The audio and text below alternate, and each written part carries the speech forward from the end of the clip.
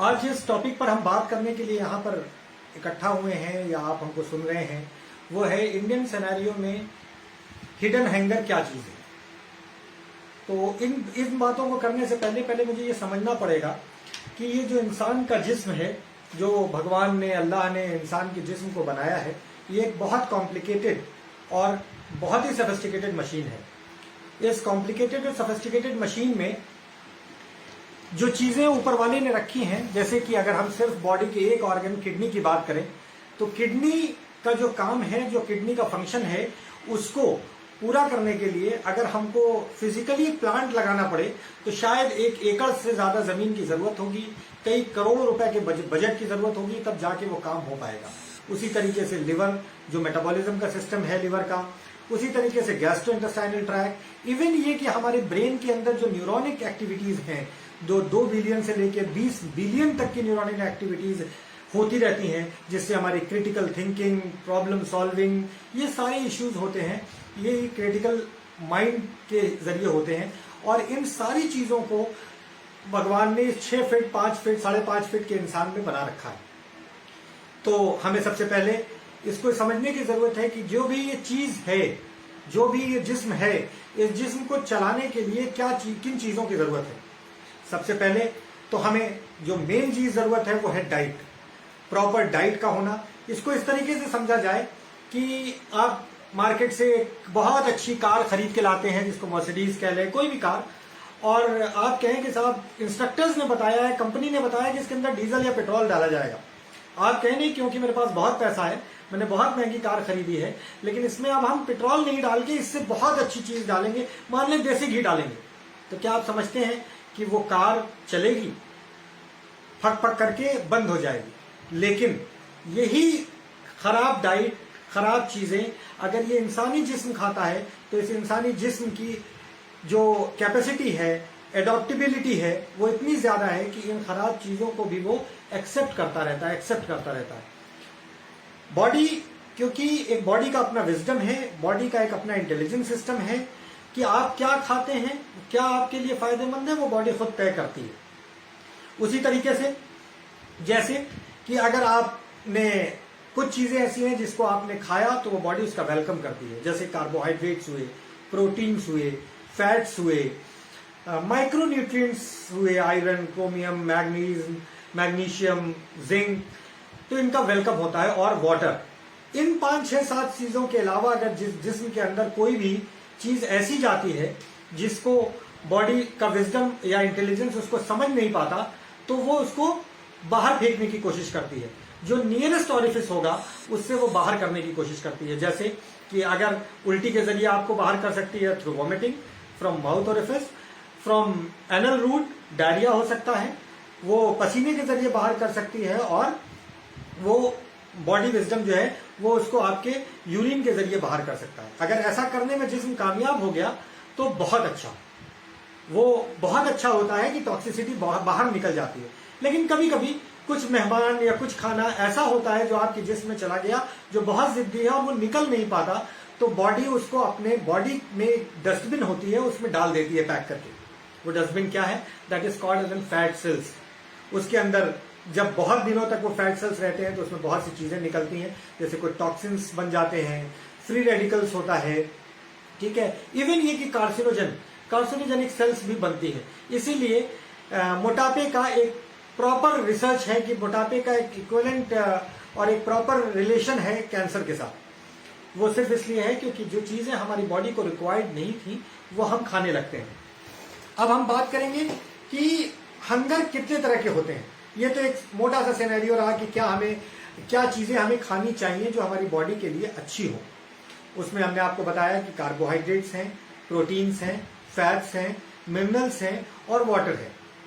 ये आपकी बॉडी के लिए अच्छी है और बॉडी इसको वेलकम करता है। भूख जो चीज है, भूख का माने ये है कि साहब आपकी बॉडी में 3 तरह की भूख, वैसे तो बहुत कैटेगराइजेशन है, लेकिन 3 तरह की भूख अहम मानी गई है, जिसमें कि आपका अपना एक फिजिकल हंगर है, दूसरा आपका इमोशनल हंगर है, थर्ड आपका हिडन हंगर है।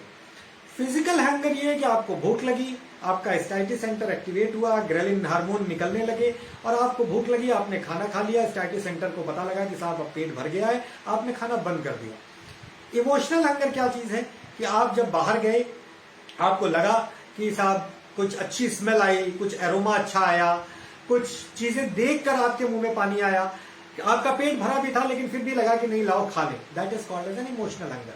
कभी कभी स्ट्रेस में बहुत ज्यादा भूख लगती है, that is also related with emotional hunger. अब बात करते हैं हिडन हंगर की। हिडन हंगर एक ऐसी चीज है जिसके बारे में आप ये समझें कि आपको जाहिरी तौर पर बहुत नहीं पता लग पाता, क्योंकि बॉडी काम नहीं करती, क्रेविंग नहीं होती बॉडी के अंदर, तो आपको लगता है कि नहीं यार मैं तो खाना खा चुका हूं, मैंने पूरा पेट भर के खाना खाया है। This doesn't mean that your body doesn't need the some micronutrients. तो जो मैक्रोन्यूट्रिएंट्स हैं वो तो हम खा लेते हैं, बहुत जंक फूड्स खा लिया। इंडियन सिनेरियो में क्वालिटी ऑफ फूड्स ना खा के क्वांटिटी ऑफ फूड्स पर हम फोकस कर रहे हैं, वो ये सारी चीजें प्रॉब्लम करती हैं। तो जो आज सिनेरियो में बात कर रहे हैं हम लोग, अस्का फार्मा ने जो एक इनिशिएटिव लिया है वो ये कि साहब हिडन हंगर पर बात होनी चाहिए और लोगों को अवेयर करना चाहिए कि what is hidden hunger. Hidden hunger कुछ नहीं है, सिर्फ कुछ बॉडी में न्यूट्रिएंट्स की कमी को हिडन हंगर कहते हैं, या सेलुलर हंगर भी कह सकते हैं।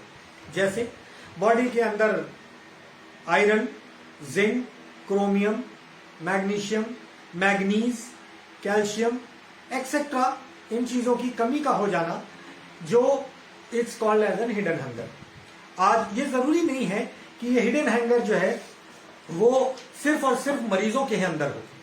Chronic diseases of course is a cause for a hidden hunger, but normal आदमी जिसको कोई दिक्कत नहीं है जिंदगी में, उसकी कोई परेशानी नहीं रही है, लेकिन उसके अंदर भी हिडन हंगर हो सकता है।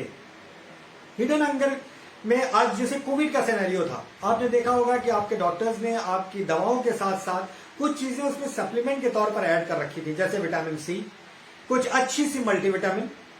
क्यों देते थे वो? ताकि आपकी इम्यूनिटी बूस्ट करे। इम्यूनिटी कैसे बूस्ट करेगी? जब आपका हिडन हंगर, जब आपकी सेलुलर मेटाबॉलिज्म के या सेलुलर हंगर पूरी रहेगी, इसलिए आपको ये सप्लीमेंट दिया जाता था। और जिसकी जिसकी इम्यूनिटी या जिसका जिसका सेलुलर हेल्थ अच्छी रही है, वो कोविड के सिनेरियो में बहुत अच्छा रहा है, ये देखने को मिला है और इसका एहसास आपने भी किया होगा। अब हमें ये जानना पड़ेगा कि सेलुलर हंगर या हिडन हंगर को हम कैसे आइडेंटिफाई करेंगे। कुछ तो सिम्टम्स होंगे ना जिससे हमें पता लगेगा कि साहब हमको सेलुलर, या कुछ इन्वेस्टिगेशंस ऐसी होंगी।